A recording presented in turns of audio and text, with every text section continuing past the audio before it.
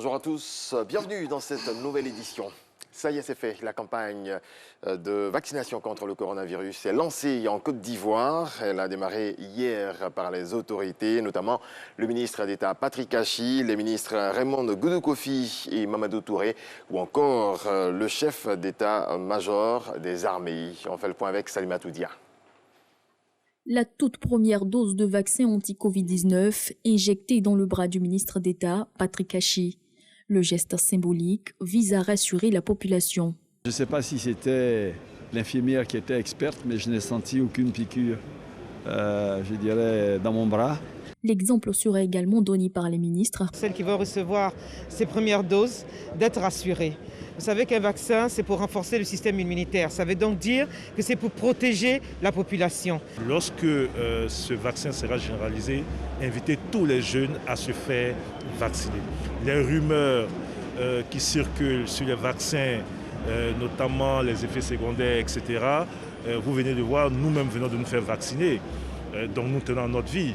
Et donc si nous sommes vaccinés, c'est parce que nous avons eu toutes les assurances que ce vaccin, il est bon. Le moment est solennel pour la Côte d'Ivoire, qui rentre ainsi dans l'histoire en étant le premier pays à procéder à la vaccination avec le mécanisme COVAX. À la vérité, un sentiment de fierté.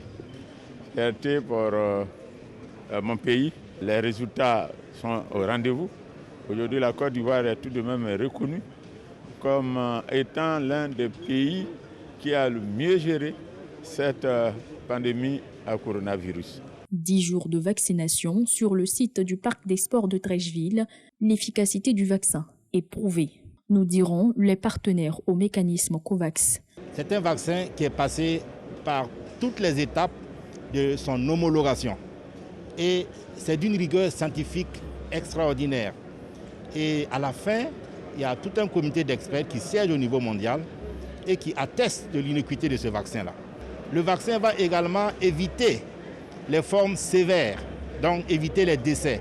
Ce sera important que nous formons toutes les agences de santé pour qu'ils puissent être les premiers ciblages et expliquer aux populations pourquoi c'est important de faire la vaccination. Aujourd'hui, on commence à montrer qu'on tient notre promesse d'équité vaccinale, d'équité face à cette pandémie, que personne ne soit laissé sur le côté. Que l'on vaccine toutes les populations vulnérables partout là où elles sont. Gratuite et volontaire, l'État invite les populations à la vaccination. Donc un appel à toute la population à venir se faire vacciner progressivement sur les lieux qui auraient été indiqués à l'appel du ministère de la Santé pour que le plus rapidement possible le processus de contamination puisse s'arrêter et que la vie normale puisse reprendre. 69,3% de la population totale est la cible de cette campagne de vaccination. 5e jour de campagne aujourd'hui pour les législatives du 6 mars prochain. Les candidats sont bien présents dans les rues pour convaincre les électeurs. Le jeu de séduction a démarré le 26 février dernier pour s'achever le jeudi 4 mars prochain. Pour la première fois depuis 10 ans, la branche du Front populaire ivoirien, FPI, de l'ancien président Laurent Gbagbo, présentera des candidats sous la bannière d'une coalition de partis appelée Ensemble pour la démocratie et la souveraineté, EDS. Éduquer la population aux médias et à l'information, la campagne de sensibilisation et de lutte contre les fake news a posé ses valises à Abobo. C'est une initiative du réseau des professionnels de la presse en ligne de Côte d'Ivoire, Reprelsi, qui entend sillonner plusieurs communes et villes du pays. Didier Nguessan. Sensibiliser la population contre les fausses informations dites fake news.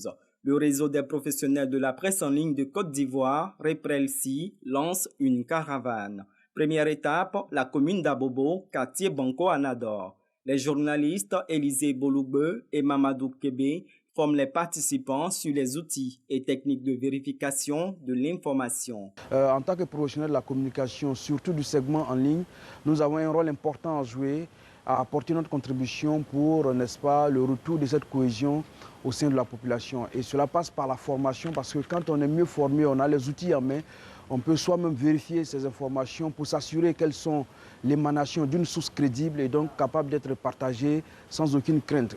Cette période électorale est propice à la floraison des fake news qui peuvent fragiliser la cohésion sociale. Mais mieux outillés, les jeunes pourront désormais vérifier la source des informations. Elle nous a permis de ne plus envenimer les situations, de connaître qu'à partir de cet instant, dès qu'on reçoit une information, il faut qu'on aille vérifier cette information par le Twitter, par le TINAI, par Google Images. Après votre exposé, d'autres se sont dit, ah attention maintenant, dès que je reçois un message par WhatsApp, avant d'appuyer sur partager, je dois faire attention car j'ai la clé de ma cellule en main. La caravane des professionnels de la presse en ligne est annoncée à Dabou, Bonois et Yopougon. Retour de l'information à 7 h. Merci à toutes et à tous de nous avoir suivis. Merci.